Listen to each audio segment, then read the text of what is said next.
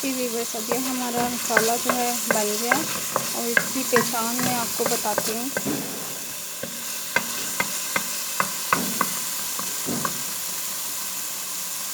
ये मसाले से जब ऑयल जो है वो सेपरेट हो जाए तो इसका मतलब है कि आपका मसाला बन गया है।